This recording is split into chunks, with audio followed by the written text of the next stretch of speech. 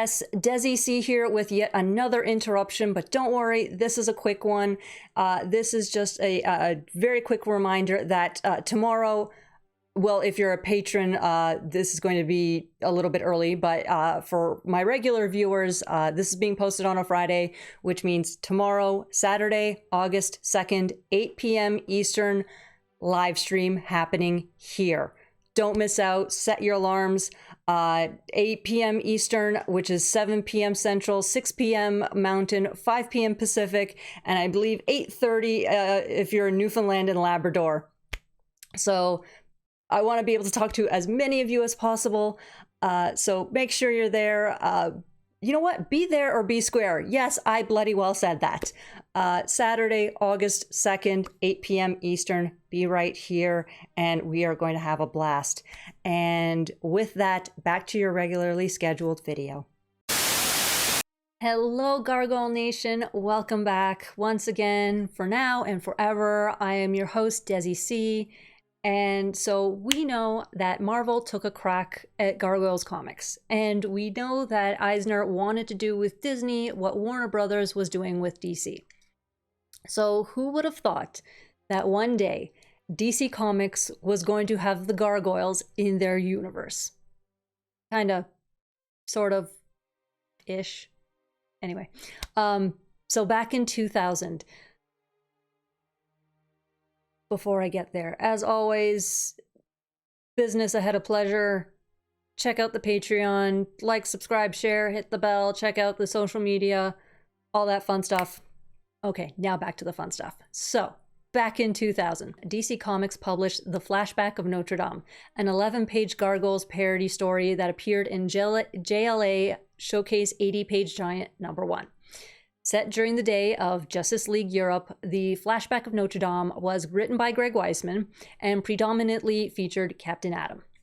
And quick little tidbit, Greg, along with Carrie Bates, had been a writer on Captain Atom's solo series from 1987 to 1991.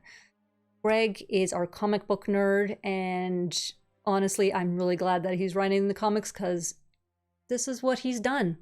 So I'm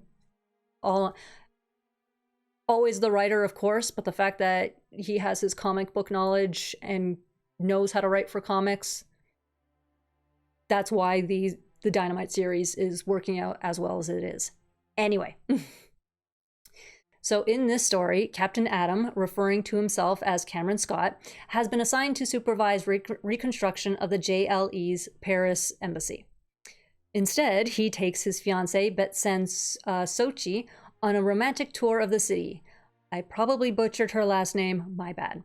And on the roof of Notre Dame Cathedral, Atom and Bet kiss, breaking an ancient curse and reawakening the sleeping stone gargoyles, which of course are revealed to be living creatures. Not understanding the French they're speaking, and of course thinking they're monsters, Captain Atom attacks their leader, Behemoth, and they fly away. I do enjoy the line, "Glide, my pretties." Pretty sure that's supposed to be a reference to the Wicked Witch from The Wizard of Oz. I enjoyed it. I found it cute. I will find many... There's a lot of cute stuff in this story. I do recommend... I'm not going to say where, but if you search, you can find it and read it. It's awesome. When Bet reveals that the creatures only wanted to be friends, Atom and the rest of the JLE manage to round them up again and straighten things out. Behemoth introduces himself and the other gargoyles, and the JLE helps send them home to the mystic island of Brigadoon. So, lots of references to our gargoyles in this comic series. I wasn't just making a video on this because, oh, Greg had a hand in it and it's about some sort of gargoyles, blah, blah, blah. No, there's chock full of gargoyles references in this.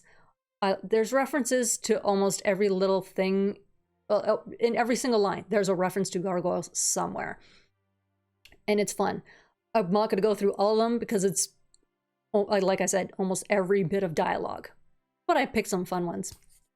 But to start with the most obvious, they break out of their stone skin in a similar way. It's unclear if they turn to stone every morning or if they were just in stone due to the curse.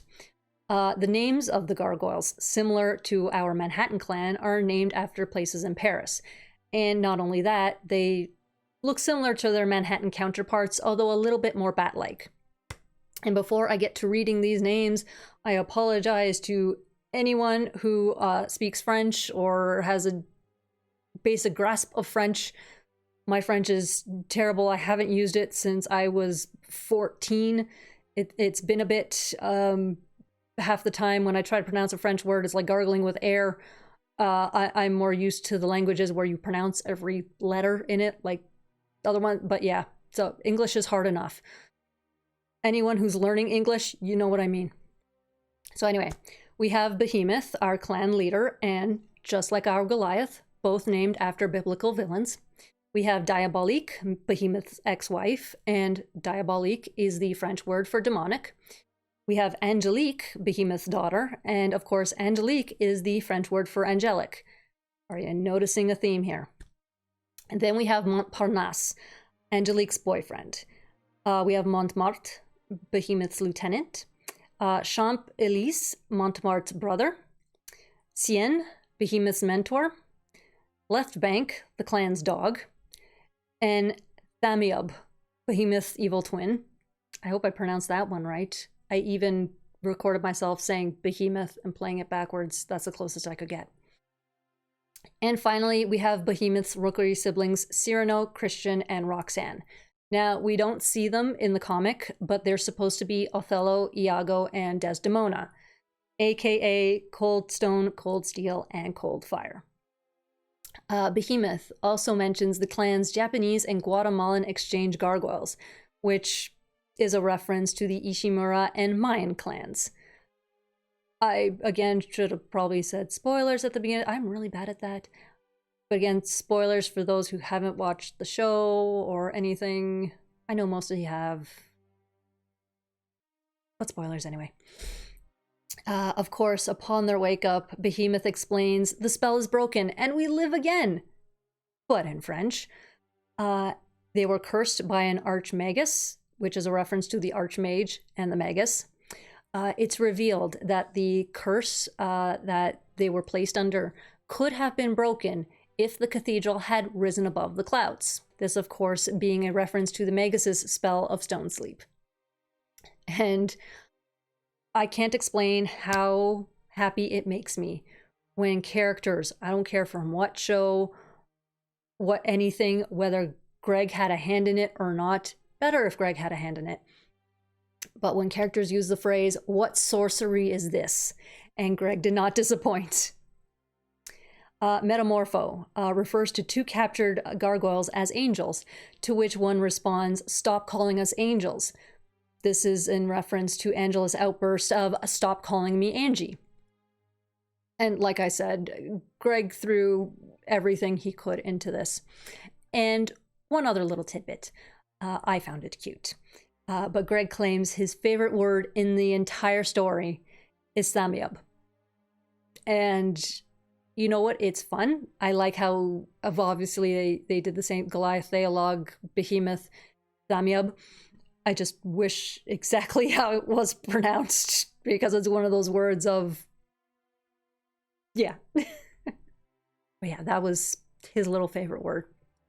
But yes, as I stated, if you have not read this issue, just do a quick little search. I promise it will come up. It is a fun little read. And there's 70 other pages of comic to read if you find the 80-page issue. So by all means, enjoy every little story in there. And with that, I already did the whole spiel of checking out the Patreon and everything. So as always, be kind to yourselves, be kind to one another, and be the good that you want to see in the world. And I will see you all in the next one. Bye.